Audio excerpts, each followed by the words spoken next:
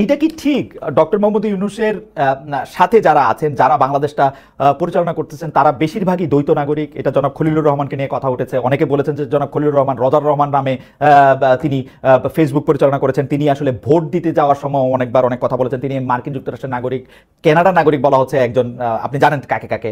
তারপরে এরকম আমার শিক্ষক আলী রিয়াজ স্যার, তিনি তিনি তিনি তিনি তো বাইডেন সাহেবকে ভোট দিতে যাওয়ার সময় তিনি স্ট্যাটাস দিয়েছেন, এটা আমারই মনে আছে।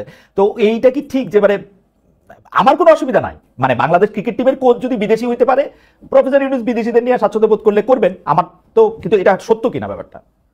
না, সত্য না। আমরা খলিলুর রহমান ভাইয়ের, আমি আলী রিয়াজ স্যারেরটা আমি জানি না, আর উনি যেহেতু একটা ইন্ডিপেন্ডেন্ট কমিশনের উনি মেম্বার, আমি এই বিষয়ে করতে চাচ্ছি না।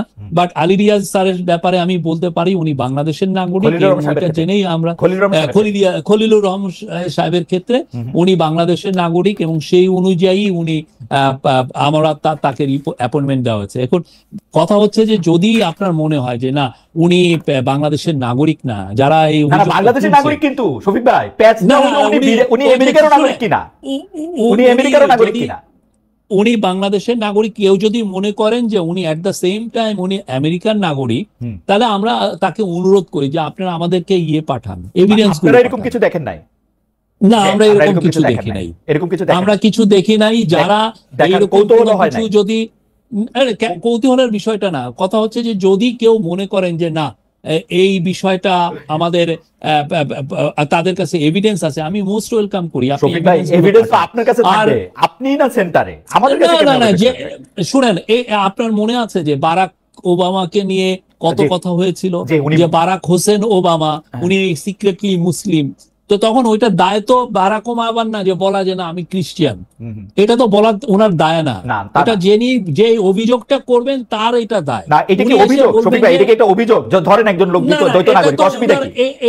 এটা না, এটা ওনার, এটা একটা কি না, এটার অসুবিধা হচ্ছে এটার মাধ্যমে অনেকে ওনার এগেইনস্টে স্মিয়ার ক্যাম্পেইন করছেন যে না উনি বাংলাদেশের দ্বৈত নাগরিক, কত ওনার কাছে আমরা। আপনি বলে দেন, আপনি আমাকে এমনি বলে দেন যে না খলিল সাহেব আমেরিকার নাগরিক না, এটা আমার জন্য একদম। আমি একটু আগে কি বললাম? আপনি বাংলাদেশের নাগরিকটা বলছেন, বাংলাদেশের নাগরিক বলছেন। হ্যাঁ, আমি তো বলছি যে উনি বাংলাদেশের নাগরিক, সেই অনুযায়ী আমরা তাকে দিয়েছি। এবং আপনার যদি আমার কাছে কোনো এভিডেন্স নাই যে উনি আমেরিকান নাগরিক, যদি আপনাদের কাছে এভিডেন্স থাকে আমি অনুরোধ করবো এভিডেন্স গুলো আমাদেরকে একটা পাঠান। এটা অনেকে হয় কি এই সমস্ত এই কথাগুলো অনেকে বারবার আসে, এগুলো চালান। আমার আরো দু একজন কলিগ নিয়ে হচ্ছে, আমরা হাসাহাসি করি। আমার কথা হলো যে এভিডেন্স গুলো আনেন। একজন বললেন যে আমার এক কলিগকে উনি নিজে ওনার পাসপোর্ট দেখেছেন, উনি কানাডার নাগরিক। ওনার সাথে আমি প্রতিদিন কাজ করি, উনি কানাডার নাগরিক না। এখন এই যে এই কথাগুলো এই যে শফিক ভাই কানাডার নাগরিক না, আপনি আপনার একটা কলিগ নিয়ে বলতে পারলেন, আপনি এইটাও বলে দেন যে উনি আমেরিকান নাগরিক বা কানাডার নাগরিক না, তাহলে তো আমাদের জন্য জীবন সহজ হয়ে যায়। আপনি তো জানেন সাংবাদিকতা বাংলাদেশে কত চ্যালেঞ্জিং। আমার কাছে কোনো এভিডেন্স নাই যে উনি আমেরিকান নাগরিক। ওকে, আমার কাছে কোনো এভিডেন্স নাই। আমি জানি উনি বাংলাদেশের নাগরিক, এটা। আর কারো কাছে যদি কোনো এভিডেন্স থাকে আমরা ওয়েলকাম জানাই, আপনি আমাদেরকে পাঠানো এভিডেন্স। কিন্তু এই যে চিপ কথাবার্তা ইন্টারনেটে যারা বলেন, এবং এটা নিয়ে হয় কি একটা বাজার তৈরি হয়ে গেছে এই সমস্ত কথার, চিপ কথা।